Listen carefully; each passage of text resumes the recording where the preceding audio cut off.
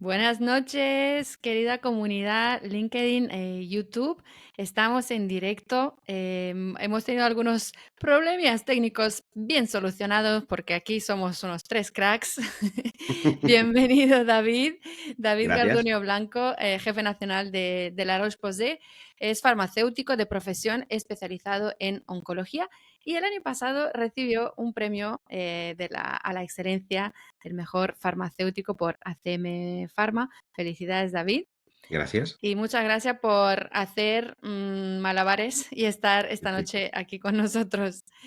Ishu, bienvenido también. Ishu Budrani, farmacéutico especializado en oncología, el mejor de los mejores en este campo, que está aquí con nosotros y que es la idea pensante detrás de todos estos webinars. Ishu, bienvenido.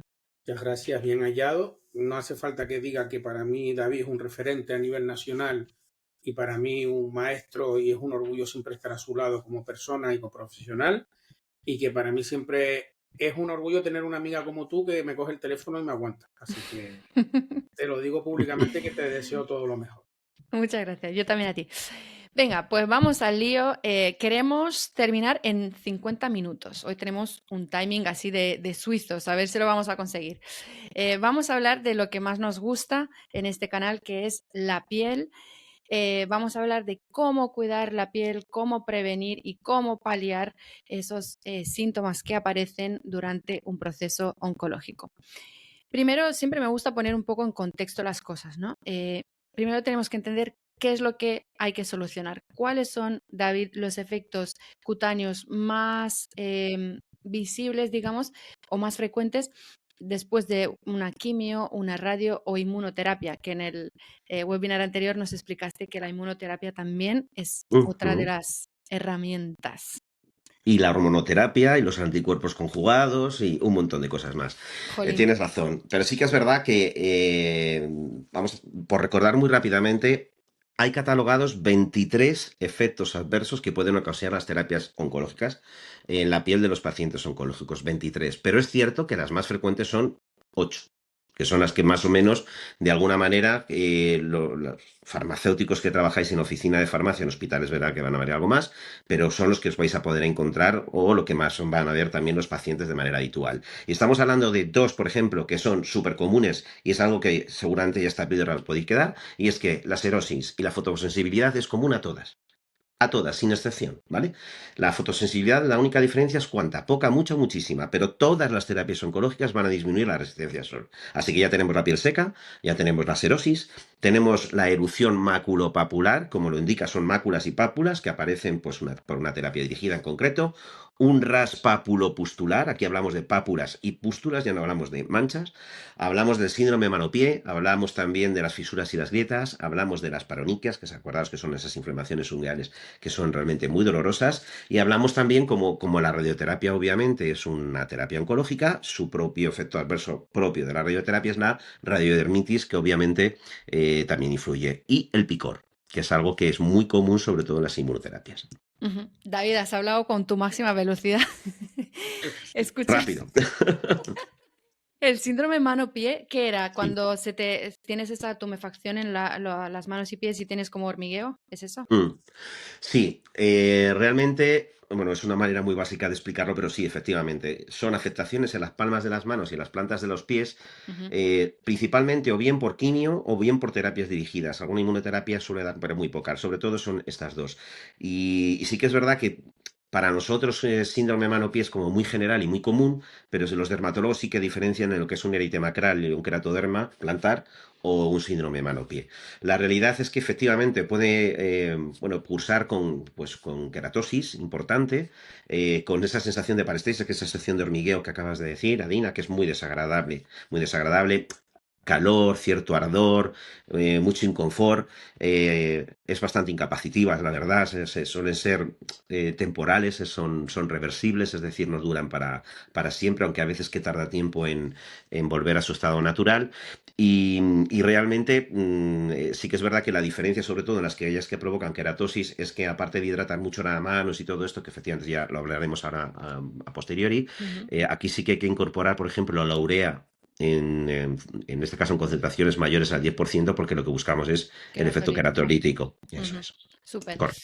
Vale, David, de todo lo que mencionaste, me gustaría clasificar un poco Ujú, estos síntomas ujú. a un abordaje quizá más farmacológicos, algunos de ellos, sobre todo lo de máculas, pústulas, etcétera, y Sí, otros de abordaje cosmético, porque no todo se puede abordar con un producto cosmético, ¿no? Sin embargo, pues una fotoprotección o una piel seca, enrojecimiento, etcétera, esto sí que lo podemos abordar desde un prisma más cosmético, ¿no? de hecho, te digo más, todo lo que he dicho, esas 8 efectos adversos se pueden abordar perfectamente desde la oficina de farmacia a través de cuidados dermocosméticos. Es verdad que cualquier sintomatología en función de los grados de severidad, no olvidemos, acabamos de hablar nada más de mencionar el nombre en este caso del síntoma en cuestión, ¿no? Pero los síntomas tienen grados de severidad, que van del grado 1 al grado 4, siendo el grado 1 más leve y el grado 4 el más grave, en función pues, de la zona afectada, de tanto por ciento afectado, Ujú. bueno, pues depende Vale. en este caso, de cada uno. Así que es verdad que nosotros, como farmacéuticos comunitarios, podríamos incidir en el grado 1 y en el grado 2. A partir del grado 3 y 4, mejor no tocarlos o que lo vea el especialista de turno, porque sí que es verdad que llevan, evidentemente, elementos terapéuticos, farmacológicos, en los que a veces el dermocosmético, en este caso, pues hay que esperar a que rebajen a grado 2 o a grado 1, ¿no? Entonces aquí estamos hablando, por ejemplo, de cualquiera de las cosas que te he dicho. Las fisuras y las grietas, por ejemplo, son los únicos efectos adversos que no tienen grados, ¿vale? O hay fisura o no hay fisura. Entonces aquí sí que es verdad que en función de la hendidura, en función tal, se pueden utilizar reparados epidérmicos, hidratación muy profunda, Ujú. bueno, se puede utilizar inclusive hasta apósitos coroidales en función de, en este caso, pues de la extensión de la zona. Con el prurito es muy sencillo, entre comillas, porque el prurito principalmente siempre va asociado a una serosis importante, salvo en alguna inmunoterapia, que es verdad que es casi más el prurito que la piel seca, aunque van, insisto, asociado, así que aquí la hidratación evidentemente tiene mucho que ver. Si es muy potente, evidentemente tenemos que utilizar corticoides de diferentes potencias en función de los grados. Ujú. Muy bien. En cuestión, por ejemplo, de maculopapular o papulopustulosa, que más o menos se tratan igual, la hidratación cosmética es fundamental. Aquí sí que es verdad que no sé si me acuerdo, que no recuerdo muy bien si la otra vez que hicimos esta misma charla, pero aprovecho efectivamente para deciros que, por ejemplo, el ras papulopustular, que es muy típico de las terapias dirigidas, morfológicamente hablando, cuando tú miras al paciente, no es capaz de distinguir si es un acné provocado por una terapia oncológica o por un acné tradicional, vamos a decir así, por exceso de sebo. Entonces, a veces, y es verdad que en el mostrador nos aventuramos, ¿no?, a prescribir o a pensar que es algo que ya conocemos, y a este tipo de pacientes, sin conocerlo, pues podemos dar un antiacnéico, que es justo lo que no hay que hacer. Si este acné es un acné provocado por una terapia oncológica, una terapia dirigida, en este caso, lo que hay que hacer es hidratación, nunca equilibrar el sebo, porque precisamente no es un exceso de sebo lo que está provocando ese efecto de ras cutáneo. Aunque, insisto, parece lo mismo, pero no es igual, ni se trata de la Vale. misma forma, ¿no? Qué Eh, curioso. Qué sí. curioso. Muchas gracias por la explicación. Yo te quiero hacer una pregunta, si me lo permites, David, sobre lo que tú estás comentando. ¿Por qué, ya que hablas del síndrome mano-pies, por qué crees tú honradamente, por la experiencia que hemos recorrido gracias a la vida tú y yo, por qué crees que son de las partes más olvidadas desde una oficina de farmacia? Es decir, ¿por qué solo muchas personas se centran en el cuidado de la piel a nivel facial? Y Bueno, hay grandes olvidados que son las manos, los pies, el cuidado de que son sensibles y que afectan. Y que a veces en un lugar determinado, como es una farmacia, son las partes más olvidadas. sí, pero es que casi te lo puedes responder tú mismo, porque esto de verdad que no tiene casi que ver con el paciente oncológico, es casi genérico. O sea, todo el mundo, cuando pensamos en tratamiento cosmético, siempre se nos viene a la cabeza a todo el mundo el tratamiento de rostro. Nos pasa siempre, a que nadie piensa cuando hablamos de cosmética en cosmética para pies. ¿A que no? Siempre se nos viene a la cabeza el rostro. Entonces es algo que tenemos tan mediatizado que inclusive en un paciente oncológico pasa lo mismo, y a gente que atiende al paciente oncológico le pasa exactamente igual, a no ser que tenga ya un problema tan severo, que sea tan evidente, que está claro que entonces hay que actuar sobre ello. Pero eso es una manera que creo que lo vamos a ver un poquito más adelante en alguna pregunta que me va a hacer Adina, sobre cómo podemos prevenir, aunque la palabra no es tal, sino cómo podemos minimizar efectivamente esos efectos adversos. Y ahí tiene que mucho que ver lo que acabas de decir, la atención a otras partes del cuerpo, que a veces se nos olvida, como nos pasa igual cuando nos ponemos un fotoprotector, que de repente nos acordamos que tenemos unas orejas que no son asas para las tazas, o sea, que son cosas de nuestra cabeza y de nuestro cuerpo. Así que creo que esta pregunta te la podías haber respondido tú perfectamente. Bueno, yo aquí vengo de stranger. Muy bien, antes de pasar a la siguiente pregunta, voy a hacer un poco de traductora para Genial. aquellos que no saben de lenguaje así más técnico. Xerosis, que lo vais a escuchar mucho durante este episodio, es sequedad de la piel, ¿vale? La xerosis es la sequedad de la piel. Así os suena y aprendéis Muy una bien. palabra más para el día de hoy. Fantástico. David, tengo una curiosidad. Entre las dos terapias más comunes que más le suena a la gente, que es la radioterapia y la quimioterapia, Ujú, ¿cómo podemos distinguir esa sintomatología en la piel? La radioterapia muchas veces se asocia a quemadura y la ujú. quimio pues se queda con un montón de otros síntomas. ¿Puedes explicarnos tú mejor? Sí, claro. Te lo voy a explicar, pero voy a dar primero un dato, ¿vale? Sobre todo porque seguramente es algo que muchos de nosotros, si os pregunto, a lo mejor no caéis, pero es así. Ujú. A la radio, efectivamente, tenemos este imaginario, como digo yo, siempre digo que cuando hablamos de radio a veces nos imaginamos un pollo frito dando vueltas, que, pues, que hace que vamos a quemar al paciente, ¿no? Eh, Hace años sí, esto ha cambiado mucho. Pero fijaros, la terapia oncológica que más se utiliza a día de hoy en los tratamientos contra el cáncer es la radioterapia en España. O sea, es la que más se utiliza, radio con inmunoradio, con quimioradio, con lo Ah, que sí. fuera. Más de uno de cada dos pacientes que padecen cáncer van a tener radioterapia seguro. Seguro, entre el 60% o algo más. O sea que seguramente algunos pensemos la terapia. No, es la radio, ¿vale? En España es la radio. Dicho esto, efectivamente son cosas diferentes, ¿no? Mirad, la quimio es sistémica. Son fármacos que ya sabéis perfectamente que atacan principalmente a dos tipos de células, aquellas que maduran muy rápido y también las que se multiplican muy rápidamente. ¿Cuál es el problema? Que lo hacen, evidentemente, de manera inespecífica. ¿Qué quiere decir? Que no diferencian. Es matar moscas a cañonazos. No solo mata células tumorales, sino también células que tienen este tipo, bueno, pues de capacidades. Pero también pueden ser sanas. Por lo tanto, los efectos adversos de la quimio son también sistémicos, la mayoría de ellos, ¿no?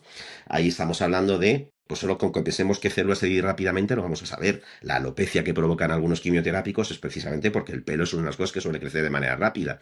Las células estomacales también suelen crecer rápida, de ahí los vómitos y las náuseas. El estreñimiento o las diarreas también viene por ahí. La fatiga provocada también por el exceso de quimio o por los propios efectos adversos viene por la médula ósea, pues la deplección que también, y evidentemente la piel. Aunque es verdad que la piel en la quimio sufre menos en el concepto de efectos adversos demasiado graves. Es más la serosis, que es verdad, la piel seca, como has dicho muy bien, Adina, la fotosensibilidad, la fotosensibilidad es la disminución de la resistencia al sol, es decir, los pacientes tienden a quemarse antes exposiciones al sol. Esas son dos cosas que van a tener prácticamente todos los pacientes oncológicos. Sin embargo, la radioterapia es más localizada, no es sistémica, normalmente no irradiamos al cuerpo entero, evidentemente, esto no se suele hacer. Lo normal es que irradiemos el foco donde está el cáncer, o el foco donde ha empezado el cáncer en concreto. Si es un cáncer de mama, teniendo en cuenta que estamos a la vuelta de la esquina, ¿no?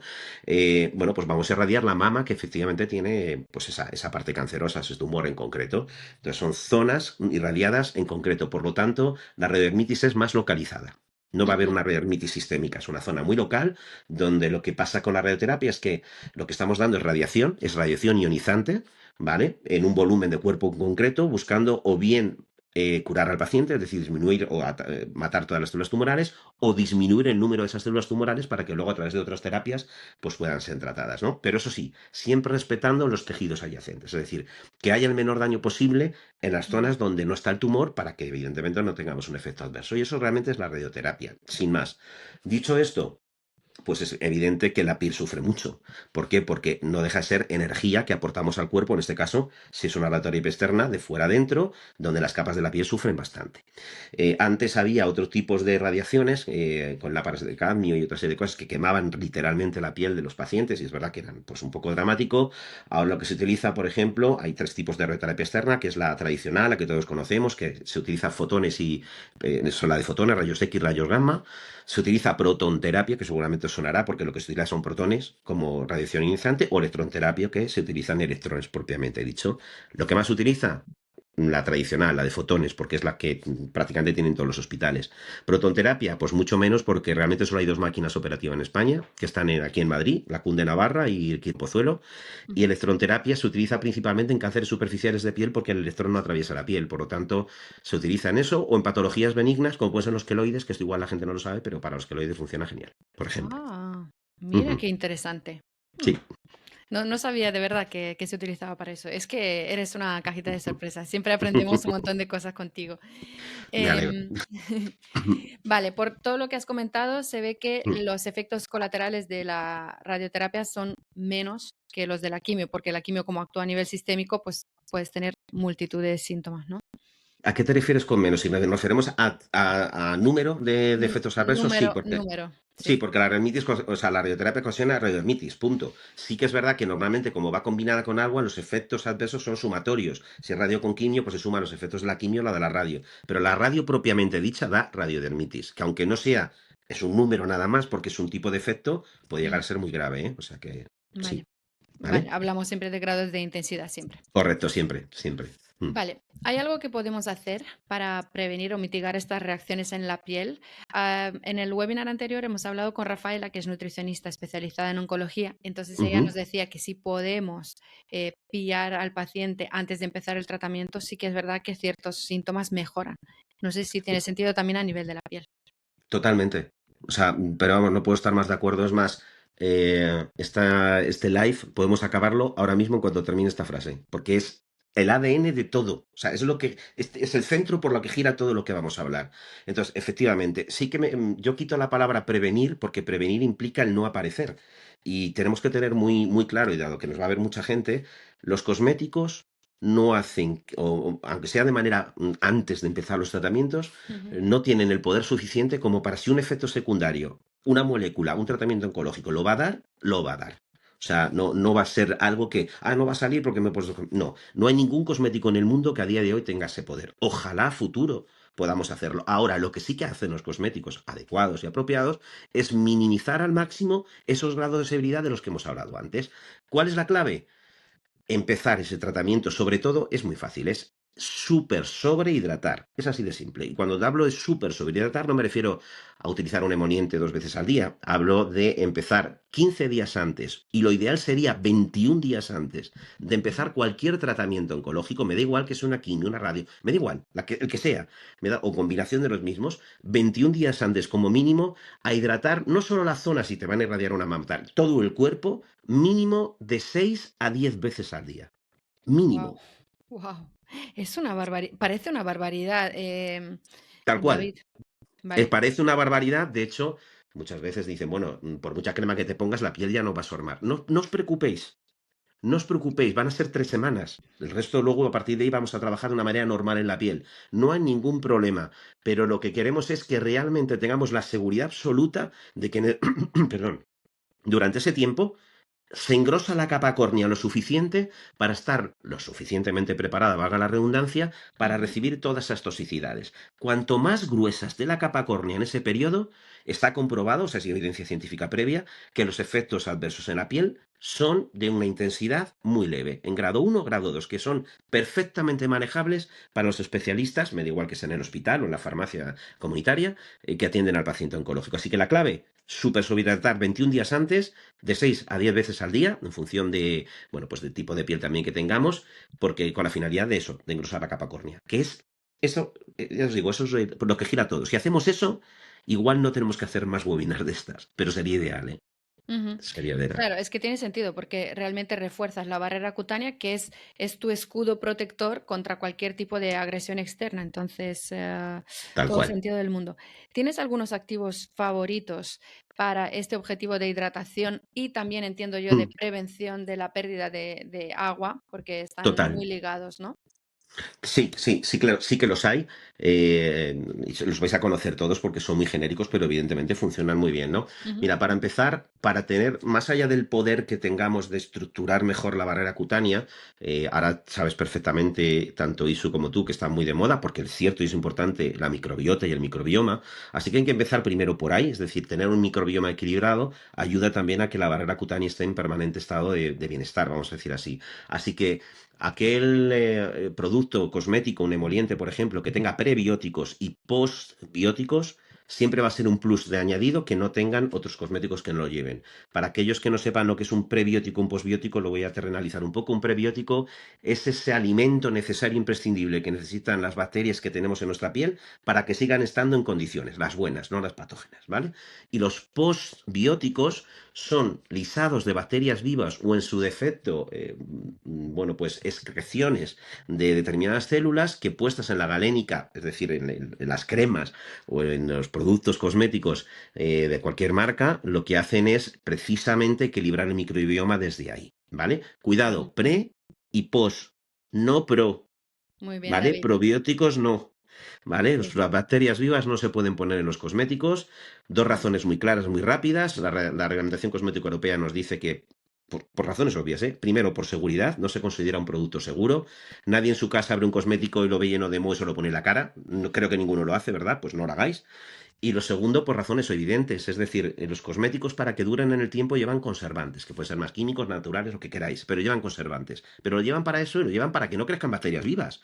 ¿Cómo demonios en una galénica que lleva conservante va a haber bacterias vivas? Luego, probióticos es un marketing torticero que efectivamente no existe. A día sí. de hoy, ¿eh? A día No, de hoy, Alina. sí, sí, completamente. De hecho, tengo un episodio en mi podcast hablando sobre eso y justo es el mensaje que tú estás transmitiendo Genial. y resumiendo de manera genial. Genial. Vale, Entonces, y te digo, te da muy rápido los activos, porque solo te he sí, dicho sí, pre-post, sí, te sí, digo, sí. mira, como cuando tenemos la piel seca hay una pérdida de agua tras epidermia brutal, es decir, perdemos mucha agua por la piel.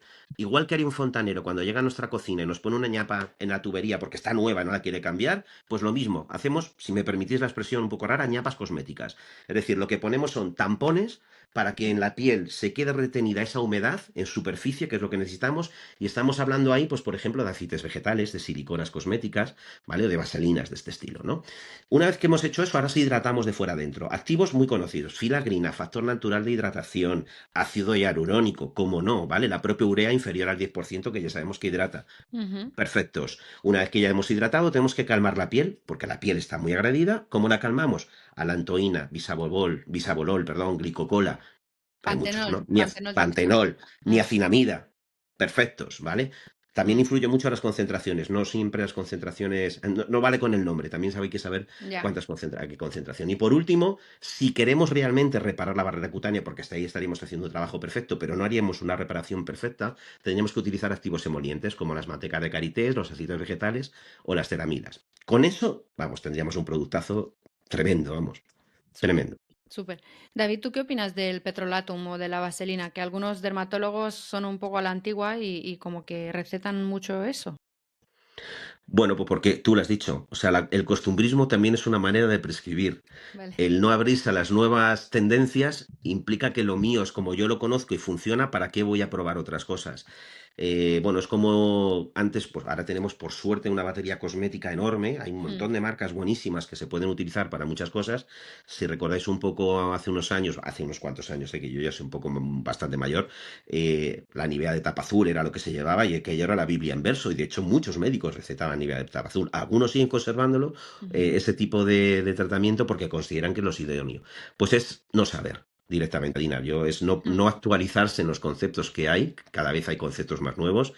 La cosmética tiene una evidencia científica similar a la que puede tener un fármaco, no nos olvidemos de esto. La ujú. investigación es muy parecida a la que puede haber en un fármaco para tratar una enfermedad, y no es menos banal que lo que puede hacer un fármaco. Así que yo les diría que se pusieran las pilas, que hay nuevas tendencias y que evidentemente la vaselina pues tiene su efecto tampón, claro que sí, pero igual no es cosméticamente no la más agradecida, Justo. el paciente quiere otras cosas, ¿no? Quiere Sí, cosmeticidad también. sí, sí, sí. Y hay que aprovechar también que la cosmética está evolucionando a pasos Claro, gigantescos, así que si podemos aprovechar unos muy buenos resultados y una buena cosmeticidad, ¿por qué no? Fan- maravilloso.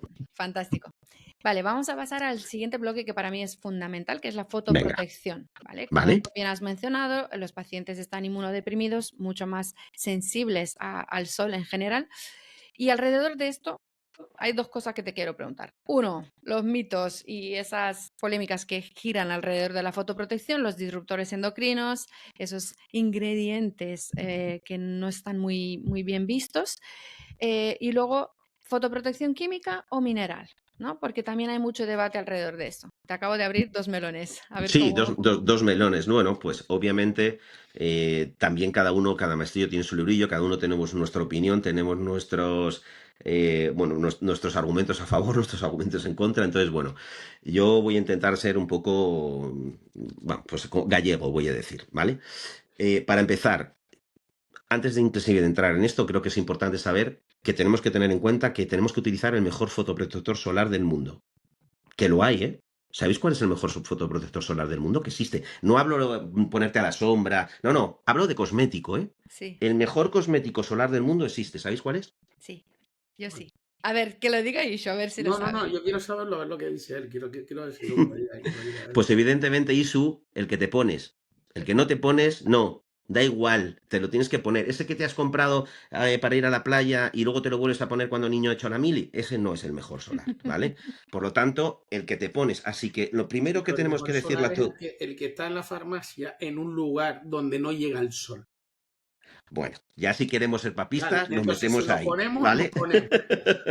Pero básicamente es eso. ¿Qué quiero decir? Que es algo que no solo es del paciente oncológico, es algo que, como yo también me pasa como tú, que lo de la fotoprotección es algo que ya va más allá del paciente oncológico, es un tema hasta particular y personal. Me parece evidente que no solo hay que decirlo al paciente oncológico, sino que todos deberíamos de utilizar fotoprotección todos los días. Sin más, no voy a entrar aquí. Vamos a empezar a abrir esos melones. Venga, empezamos por los disruptores endocrinos. Más allá, lo podemos hacer a nivel de fotoprotección, pero nos va a valer para cualquier cosa, ¿vale? Lo primero que tenemos que tener en cuenta, y siempre lo digo, es que la cosmética que se comercializa en España y en Europa, per se es segura. Porque si no, no hubiera pasado la Organización Cosmética Europea y jamás se hubiera comercializado. Nunca hubiera salido al mercado. Así que ya por ese concepto deberíamos de empezar a liberar un poco de tensión de Dios mío, ¿qué es lo que me estoy poniendo? Y es básico. Si no es seguro, no se comercializa. O sea, eso tenerlo por descontado, sea un solar o sea un cosmético, así que la cosmética que compremos tanto en España como en Europa, en el canal que sea, es seguro. Vuelvo a decir, porque si no, no se hubiera evidentemente comercializado. A nivel de los mitos de los disruptores endocrinos, que luego entraremos un poquito más adelante con las sales de aluminio y estas cosas, ¿no? Bueno, pues evidentemente sí que es cierto que hay determinados componentes, como puede ser, por ejemplo, el octoprileno, que en los ensayos de laboratorio parece que ha demostrado que efectivamente tiene cierto poder de disruptor endocrino, en ensayos de laboratorio. Pero sin embargo, cuando lo hemos llamado la cosmética tradicional y puesto en humanos, en las concentraciones en las que se ha visto, o las que en este caso la reglamentación cosmética europea coincide o que dice que se tienen que utilizar, no parece que tengan este tipo de efecto, ¿vale? Es verdad que también, por ejemplo, hay países que han ido retirando este tipo de filtros por el principio de precaución, no porque realmente se haya demostrado nada, y también por el tema ecológico, ¿vale? Pero precisamente porque también es un tema que cada vez se tiene más en cuenta de respetar el medio ambiente y este tipo de cosas. Recordemos que un disruptor endocrino es aquella sustancia, compuesto químico, que puede interaccionar de varias maneras con las hormonas. Puede interaccionar desde su fabricación, hasta su liberación, hasta su metabolización, desde luego hasta su propia actividad. Es decir, las modula y siempre para mal. Esto que quede claro, porque hay otro concepto que es modulador endocrino que no tiene nada que ver. Es decir, también interacciona con las hormonas, pero no especialmente tiene que tener un componente negativo.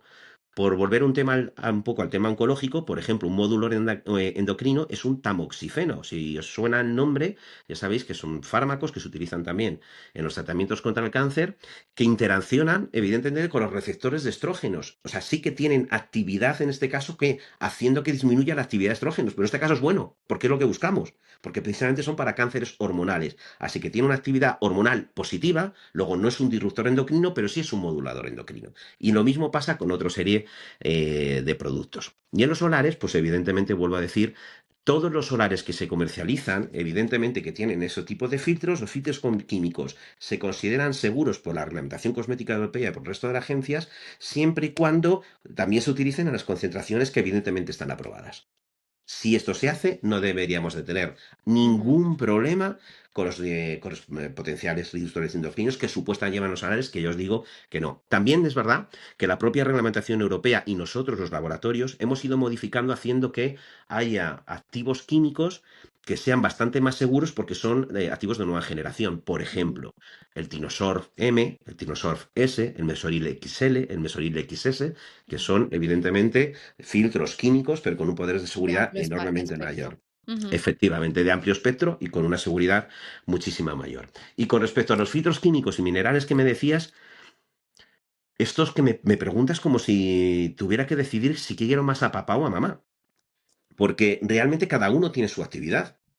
Y esto voy a ponerlo también dentro del contexto de opinión personal, ¿de acuerdo? Y lo digo así de claro. Ujú. Todos sabéis que los filtros, evidentemente, lo que intentan es parar los diferentes tipos de radiaciones que recibimos por la parte del Sol. Los filtros minerales, principalmente, que son bastante inertes, el dióxido de titanio, por ejemplo, o el óxido de zinc, entre otros, son inertes, no, prácticamente pues no interactúan con nada en el organismo, son muy buenos para la radiación ultravioleta B, para que no nos quememos. Cosméticamente no son agradecidos y similar. Y los filtros químicos, pues tienen ese concepto de filtro químico, ¿por qué? Porque son compuestos que lo que hacen es recibir la radiación solar, la energía propia del Sol. Esto hace que los electrones que tengan ese compuesto se excitan, liberan energía en forma de calor. Por eso muchas veces cuando nos ponemos los solares sentimos cierto calor y Mm. poco a poco se va consumiendo el filtro químico, pero no llega a tu piel, o por lo menos no llega una gran cantidad de solar a tu piel, ¿vale? Y por eso es un filtro químico. Así que para mí, el solar siempre que va a tener de alguna manera, las propiedades para parar todo el tipo de radiación que nos hace falta, siempre tienen que llevar algún componente filtro, pero algún filtro químico y algún filtro mineral, porque la Ujú. combinación de ambos hace que efectivamente todo el espectro de radiación, más allá de los infrarrojos, evidentemente, y de la luz azul, que ya que estamos, vamos a decir, supongo que todo el mundo lo sabe, pero ya sabes que la luz azul solo lo paran los pigmentos, es decir, solo los solares con color Sí, realmente son los que tienen la capacidad de parar esa luz azul. ¿Vale? sí, por el Tanto óxido puedo de gastar. hierro, muy bien. Exactamente. Ujú. Por lo tanto, como veis, pues es un mundo de colores. Entonces, en mi opinión particular, tiene que ser un solar lo suficientemente equilibrado, con la cantidad justa de los, en este caso, pues de filtros químicos, con la mínima cantidad de conservantes, evidentemente, que tenga una textura, que esto se nos olvida, ¿eh? En los pacientes oncológicos es mejor que las texturas de los solares sean en crema que en otro tipo de formato, por razones obvias. Si decimos que la piel del paciente oncológico es Es seca, seca. Ujú. una textura crema siempre va a ser más agradecida que otro tipo de textura como una bruma o un fluido, que si no queda otra no pasa nada. Pero sí que es Ujú. verdad que pues ayudamos, aunque sea a nivel de galénica, a nivel de formulación, lo ayudamos a través de los solares. Y aunque no sea un solar, y esto sí que a Dina se nos olvida, y Isu también, eh, los pacientes oncológicos sufren mucho de las retinas. Hay que prescribir gafas de sol, siempre. Ujú. Claro. Siempre, obviamente de óptica, ¿vale? No de las que compremos en un Sí. chino, ¿vale? Ujú. Sí, siempre, porque igual que disminuye nuestra resistencia al sol, nuestra retina también tiene menos resistencia también al tipo de radiación. Por lo tanto, las gafas de sol son primordiales para el paciente oncológico. Es algo Claro, que a veces se nos olvida, pero es claro. fundamental, ¿vale? Okey, claro, al final la fotosensibilidad se extiende también a la Claro, válvula ocular. David, exactamente. gracias por esta magistral, explicación Hombre, que por nos lo has menos. dado, porque es verdad que hay un discurso ampliamente aceptado, que es que los filtros minerales son mejores para piel sensible y que los químicos hay que evitarlos. Y en verdad lo que nos interesa es lo que tú bien has dicho, optimizar esa fotoprotección, Tal cual, tener, esa seguridad, ¿no?, frente a la radiación UVB, UVA, que es lo principal que nos interesa aquí, y olvidarnos de estos mitos de que la fotoprotección química es mala o que te va a sensibilizar la piel. tal Tene- cual. Tenemos una pregunta en el chat para ti, Ah, David, pero antes de vale. hacerla voy a Sí. aprovechar hacer un pequeño break para decir a la gente que nos escucha, si nos quiere saludar y decirnos de dónde nos escuchan y también dejarnos comentarios o preguntas. Así, a medida que avanzamos en el webinar, yo haré ese ping pong con preguntas y respuestas. David, nos preguntan si el laboratorio de la Roche-Posay también formula y hace desarrollo de producto o solo investigación. Vale, por contextualizar, no sé si sabéis, la persona que nos pregunta no sé si sabe que la Roche-Posay pertenece a una marca mayor, a una empresa mayor que es L'Oréal, ¿vale? Entonces, para que entendáis un poquito, L'Oréal es como la central de todos, de ahí derivan una serie de divisiones y de marcas, entre la que estamos nosotros. L'Oréal tiene su propio equipo de investigación, L'Oréal Madre, vamos a decir así, tiene un montón de investigadores, ¿no? Que hacen bueno, avances cosméticos, evidentemente, de todo tipo. Tener en cuenta que cuando se pone en marcha un nuevo activo, de que sea mínimo hay como mínimo 12 o 15 años de investigación previa. O sea, no es algo que haya salido antes de ayer. Y L'Oréal, la Roche-Posay, perdón, también tiene su propio laboratorio propio. Es decir, hay investigaciones paralelas que a veces son en conjunto, perdón, o a veces son solamente prácticamente de laboratorio la respuesta. Así que la respuesta es sí, sí, también. Ujú. También tenemos investigación propia. Vale, súper. David, ¿tiene sentido ¿Mm? tener cosméticos formulados especialmente para piel oncológica? Es que me gustaría responderte de una manera, ¿cómo te diría? Con otro ejemplo, ¿vale? Mm, ¿Tiene sentido que si yo voy a hacer, no sé, un rally en París-Dakar, utilizo un coche todoterreno? ¿Tiene sentido? Es una pregunta, no es trampa, ¿eh? No, no, ¿Tiene no. sentido? Muy buena analogía. ¿Sí? Pues la verdad ¿Tiene es que sen- no. No. Ujú, Vale, veréis. No quiere decir que un producto testado en paciente oncológico realmente sea lo único imprescindible que hay que dar. Digamos que tiene un plus. ¿Por qué? Porque cuando hablamos que está testado en paciente oncológico es que una evidencia científica clara en el que hemos hecho estudios clínicos y u observacionales en aquellos pacientes a los que va dirigido este producto, que en este caso es el paciente oncológico.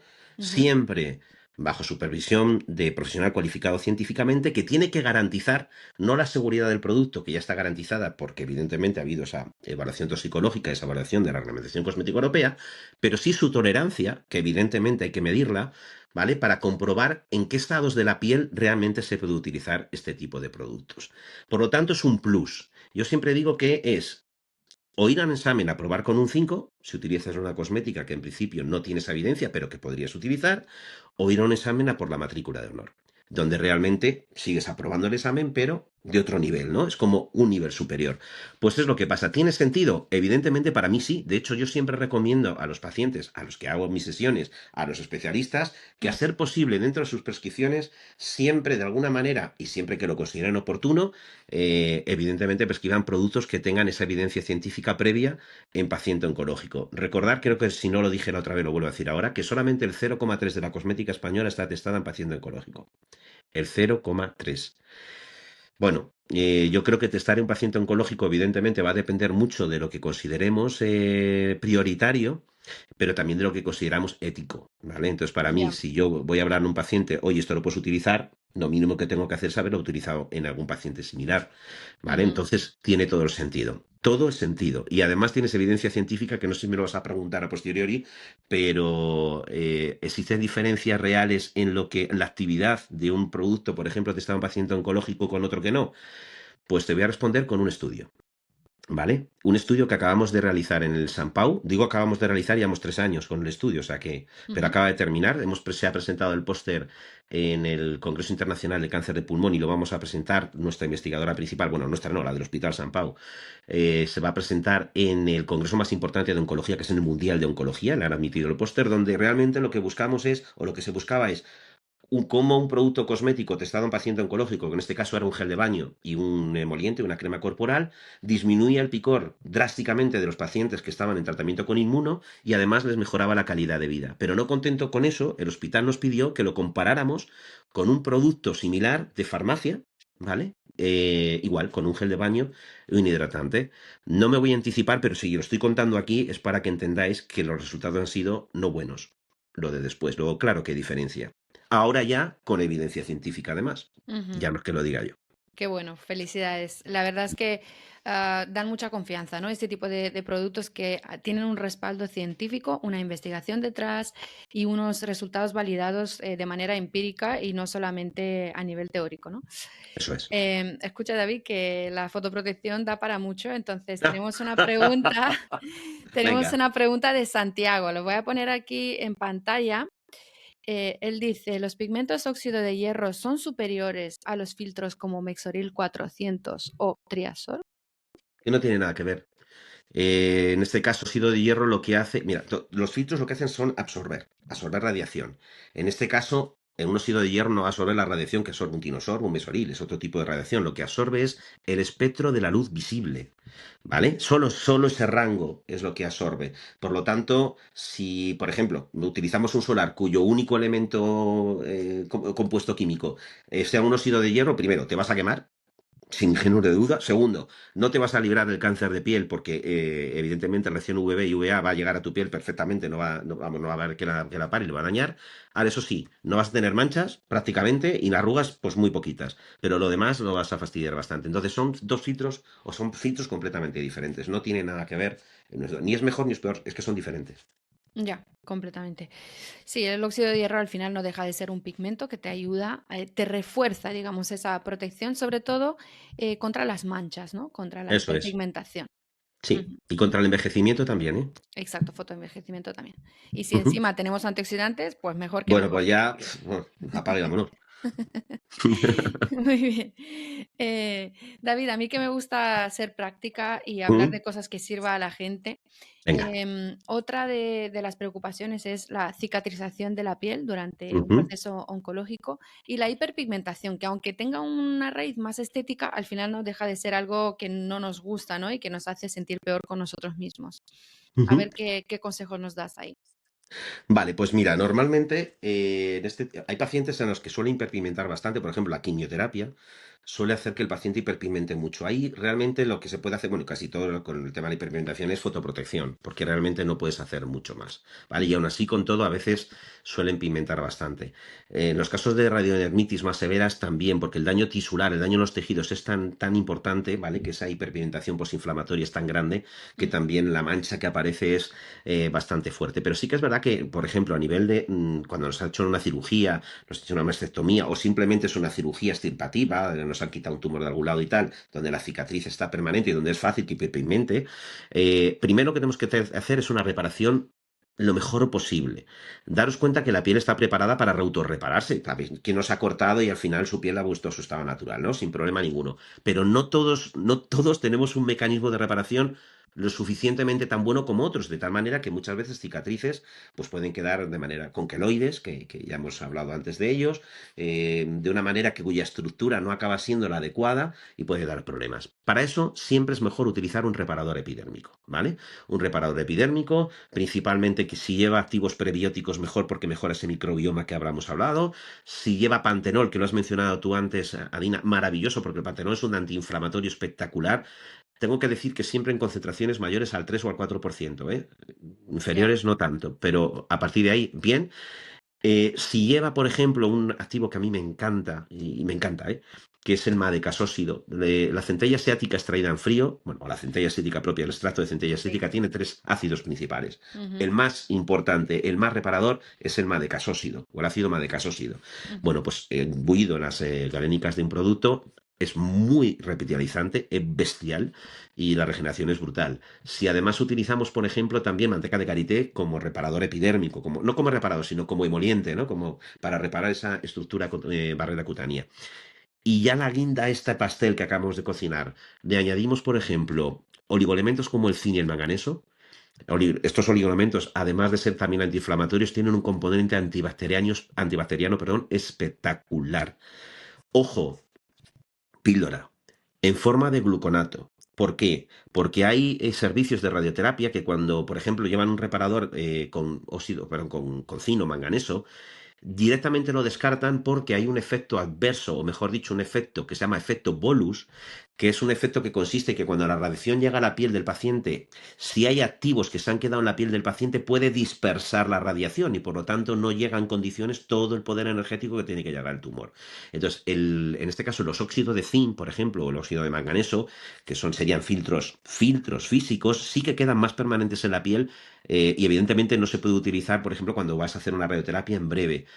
Pero claro, ellos se quedan con el nombre, se quedan solamente con el zinc y el manganeso. Cuando hablamos en reparadores epidérmicos, utilizar zinc y manganeso, estaba hablando en galénicas en forma de gluconato, por ejemplo, ¿vale? Que no tienen ese efecto en el que se queda en la piel de tal manera que efectivamente haga esa dispersión, no tiene nada que ver. Entonces, simplemente por curiosidad para que lo sepáis. Pero estos dos oligoelementos en conjunto son muy antibacterianos, fisuras más abiertas, en grietas, en cicatrices provocadas por bisturís, asimilar. Así que el uso de un reparador epidérmico con fotoprotección, que ya los hay, o un reparador epidérmico y aparte el uso de un fotoprotector, es lo que hay que utilizar para hacer una reparación adecuada y que no hiperpigmenten, ¿vale?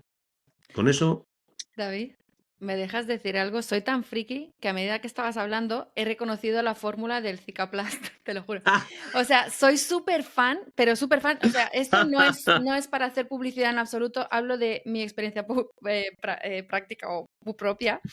Es el mejor cicatrizante, o sea, impresionante. Lo tengo ahí en mi botiquín y cada vez que me pasa alguna cosa, pues es impresionante, ¿no? Y tiene todo eso que comentabas tú de la centella, del pantenol, del zinc, de tal. Total. Efectivamente es así. Yo reconozco que no soy nada objetivo con este producto y lo digo, ya veis que yo no he dicho ni el nombre comercial, ¿no? Porque No, no sé, eres muy elegante, sí, lo he este visto. LinkedIn no se trata de esto, ni se trata tampoco Mm, de que llegamos, y que digamos pues productos de la Rostose, ¿no? ujú, Si nos preguntáis lo diremos, pero no es el caso. Entonces, digo que no soy nada objetivo porque y hablo ya solo de la estructura química, de la fórmula galénica, de lo que lleva en per se, está tan bien pensado, es tan bien formulado, está tan increíblemente encajan las piezas que por eso es el producto que es. O sea, es para mí, de los mejores productos cosméticos que puede haber sin duda en el mercado, independientemente de que yo sea una marca o de otra, ¿vale? ujú. Es el producto en sí, es cómo está concebido el producto. Increíble, Sí, de sí, verdad. sí, doy fe y sobre todo porque mi piel cicatriza mal. Y con Vaya. esto, sí, no, no, es verdad. Y con este producto, fenomenal. Ajá. Volvemos a la fotoprotección, ¿eh? Vamos a ello. Esto es un Venga. círculo. Vamos a seguir en bucle. Así, en bucle. Rodrigo, muchas Venga. gracias por la pregunta que nos haces porque es un tema que yo quería preguntar y se me fue, así que Ah, lo pongo en venga. pantalla. Él Ah. nos pregunta, ¿qué hay de la suplementación oral como Mm. antioxidante en la piel, ¿no? Vitamina C, té verde, y muchas veces la suplementación oral te ayuda a reforzar esa fotoprotección tópica. ¿Tiene Ay, ay, sentido? ay. Ay, ay, ay, ay, ay. A ver, sí y no, y os voy a explicar. Es que si no me hubieras dicho la palabra vitamina C y lo hubiéramos dejado a lo mejor antioxidantes, no, pero me voy a meter no en un jardín, sino es que me has abierto una espita que no sé si va a tocar ahora o no, pero a la final la voy a tocar. Entonces, voy a empezar por partes. Suplementación oral a nivel de fotoprotección. Todo lo que hagamos con un paciente oncológico tiene que ser siempre bajo supervisión del médico, ¿vale? Aunque creamos que sea lo más inocuo posible, tener en cuenta que a nivel de lo que pasa con un paciente oncológico, normalmente los activos que hacen cosas o que sabemos su efecto, en los pacientes oncológicos 2 más 2 casi nunca es 4, casi nunca. Así que, em, por ponerte un ejemplo de la suplementación, ya que hablas de la vitamina C. Mira, la vitamina C, por ejemplo, que ya sabemos que es una vitamina hidrosoluble, que es perfecta, que aporta luminosidad, además interviene en la síntesis de colágeno, de los fibroblastos, interviene en muchos, y además también es imprescindible para también sintetizar vitamina E, es decir, es muy completa, ¿no? Pero en pacientes que están utilizando quimioterapia, o se está utilizando quimioterapia, no solo no es recomendable, sino que puede llegar a ser perjudicial. Por ejemplo, estamos hablando también en dosis más altas y normalmente en estado intravenoso, pero a nivel oral hay que tener también mucho cuidado. ¿Y por qué? Pues porque hay quimioterápicos cuyo mecanismo de acción es precisamente crear especies reactivas de oxígeno, que son las que van a matar las células tumorales. Si yo utilizo un antioxidante que precisamente es para atrapar a a esas sustancias, reacciones del oxígeno, esas sustancias reactivas de oxígeno, lo que estoy haciendo es impedir que la quimio haga su efecto. Por lo tanto, voy a disminuir el efecto de la quimioterapia pensando que suplementando con vitamina C a un paciente le estoy haciendo un favor. Pues no siempre. Hay que tener cuidado. No digo que no se pueda hacer, digo que hay que tener que medir las cantidades muy bien, que normalmente nunca intravenosa, siempre de manera oral, y aún así el médico tiene que dar su ok. Así que es un ojo enorme, fijaros lo que acaba de decir, un ojo enorme con este tipo de antioxidantes y me vale para otros. Así que, insisto, no penséis que porque sea inocuo, no haga otras cosas, en los pacientes oncológicos vaya a hacer exactamente lo mismo. Si me apuras, y por terminar el tema de la suplementación oral, yo soy muy partidario de suplementar oralmente para aumentar los grados de fotoprotección, no para aumentar la resistencia al sol, pero sí todo lo que esas fórmulas que estén bien formuladas, evidentemente, ¿vale? Y que tengan probióticos, aquí sí, probióticos ayudan mucho a aumentar las defensas inespecíficas de la piel. Por lo tanto, efectivamente, aumenta su resistencia al sol y sobre todo pacientes que tienen bastante propensión a ser alérgicos Ujú, a la luz ultravioleta, principalmente similar, es verdad que se nota un cambio brutal. La combinación de trato, en este caso, pues la fotosensibilidad o la fotoprotección a nivel externo, a nivel interno, tiene todo el sentido. Todo el sentido. Pero, insisto, en el paciente oncológico no quiero que me digáis como que esto es la Biblia. Hay que consultar previamente al oncólogo, si da lo que hay adelante, y si no, obviamente, no lo hacemos, ¿vale?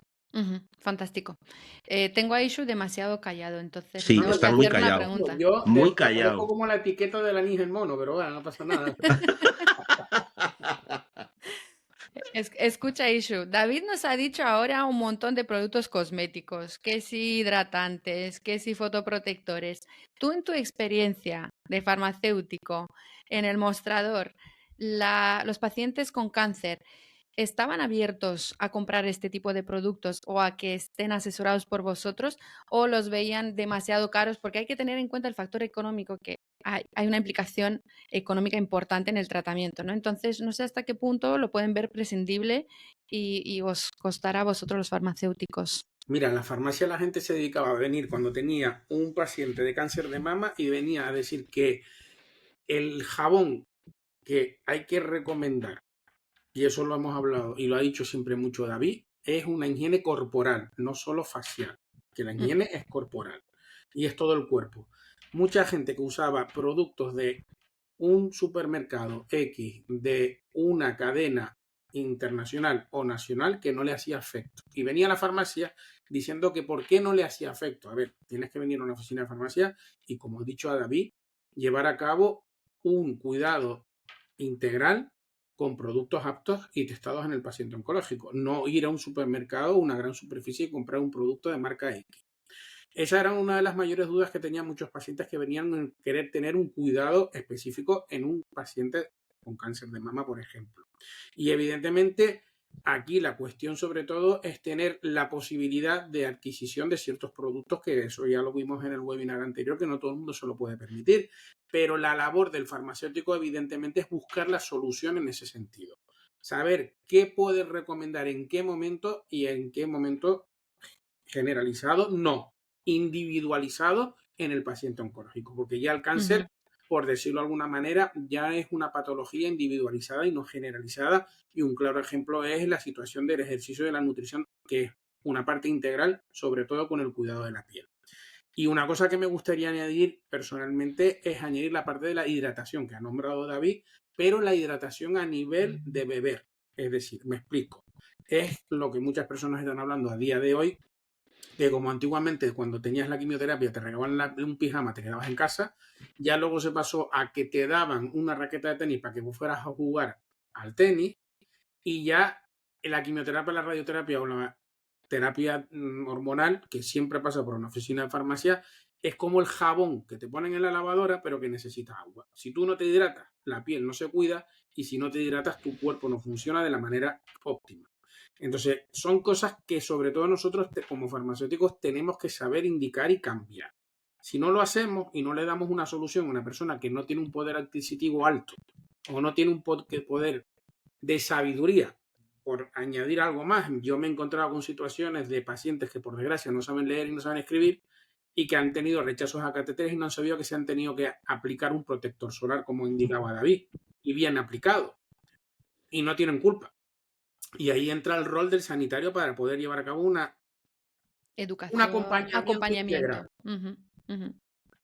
Muy bien, muy bien. Seguro que Ishu, tú esto lo hacías muy bien porque además tienes mucha empatía, mucho conocimiento y generosidad con las personas. Mi consejo sería pues eso, ¿no? Siempre estar asesorado por un especialista, primero el oncólogo, después el farmacéutico, y que en la farmacia, en la oficina de farmacia, vamos a encontrar productos que estén validados científicamente, ¿no? Y siempre van a tener mejor resultado en la piel que no uno comprado en otras cadenas. No digo que sean malos porque obvio han pasado unos controles, etcétera, pero si quieres algo más especializado, algo más avanzado, pues siempre será mejor.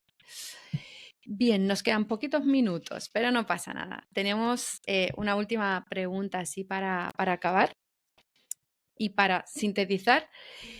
Si tuviéramos que irnos a una isla desierta y tenemos que llevarnos solo 3 productos, David, solo 3 productos, ¿cuáles son esos 3 cuidados básicos imprescindibles durante un proceso oncológico? Pues creo que casi Itsu lo clava. La No, doble H, no llevar el agua del ayuntamiento, como el que lleva en una botella, para limpiarte la cara. la doble H, higiene e hidratación, ¿vale? Yo siempre digo que el lenguaje no es inocente y nos da muchas pistas. Hidratación empieza por H, higiene empieza por H. Son amigas, gemelas, simbióticas, primas, hermanas, no se entienden la una sin la otra, no son dos productos separados. Es una rutina completa en la que tenemos que intentar entender que eso es lo que hacemos de manera habitual. Lo primero que hacemos cuando nos levantamos es higienizarnos y luego ya lo demás. Luego es algo que ya va intrínseco, pero como lo hacemos de manera habitual se nos escapa. Así que una buena higiene, un buen gel de baño, Sindet, ¿vale? De tipo Sindet, una buena hidratación y, por supuesto, un fotoprotector. Con eso Vamos, felices. Maravilloso. Fantástico. Oye, qué bien. Pues David, Ishu, muchísimas gracias. Nos habéis aportado muchísimo conocimiento, como bien esperado. Además, en tiempo, estoy muy orgullosa de vosotros. Gracias también a la gente que nos ha escuchado live y a los que habéis interactuado con nosotros. Hoy puro chico, muy bien, así me gusta. Estamos aquí todos presentes para aprender y para llevarnos más conocimientos el día de hoy. Así que muchísimas gracias y buenas noches a todo el mundo. Yo, hasta luego. Chao. Chao. Gracias. Adiós.